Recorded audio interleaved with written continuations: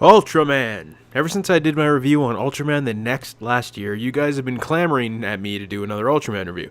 So, in typical Colton fashion, I'm going to cover the Ultraman movie that probably none of y'all have even heard of. You're welcome. Hold your praises, please. You can build a monument to my greatness later. So, in 1987, Subaraya Productions joined forces with the king of Saturday morning cartoons, Hanna-Barbera, to create an animated Ultraman television show that never saw the light of day. So instead, the pilot, known in the US as Ultraman The Adventure Begins, and in Japan as just Ultraman USA, was released theatrically as a movie. The movie begins with 4 comets crashing into Earth in various parts of the United States, followed by an introduction to our Ultra Team.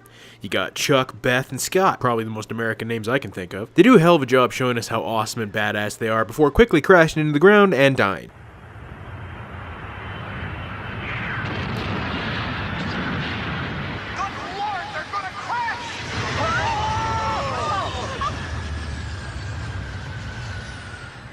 And you can really tell how torn up their boss is.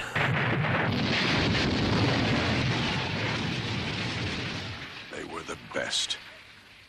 But, to the surprise of no one, they didn't die. Instead, they get fired, basically, as fighter pilots and go meet up with Colonel Sanders at some golf course, dressed up almost exactly like Ellie and Dr. Grant from Jurassic Park. Seriously, that looks exactly the same. Anyway, the Colonel takes them to KFC's underground secret facility where they keep the secret ingredient to what spices go on their chicken wings. Actually, it's Ultraman headquarters, which makes little sense because in this world there hasn't ever been an Ultraman before.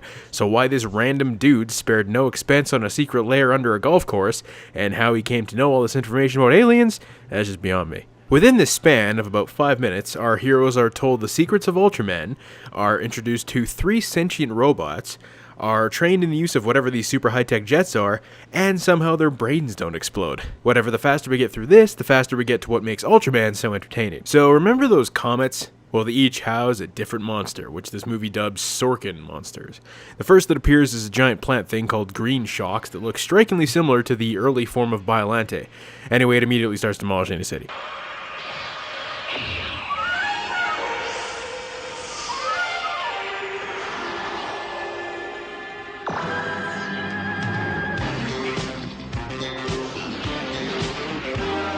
That music is dope, man. Alright. Tentacles, Japanese female character. I know exactly where this is going. And you know what?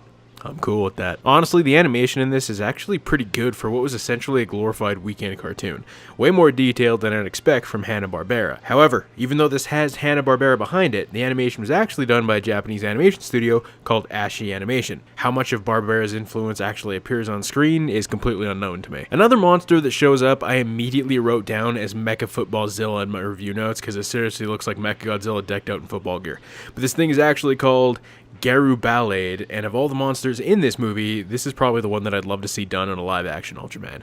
It's essentially a big electrical orb with the face of Mothra that uses chunks of metal to create a body.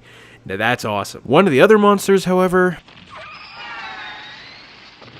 looks like Donkey Kong banged that one street shark and had a twisted baby with it. This thing sucks. It's just a big dumb baby that causes havoc by tripping over shit. It's so pathetic that the Ultra Team doesn't even kill it. They just shoot it into space to some other planet.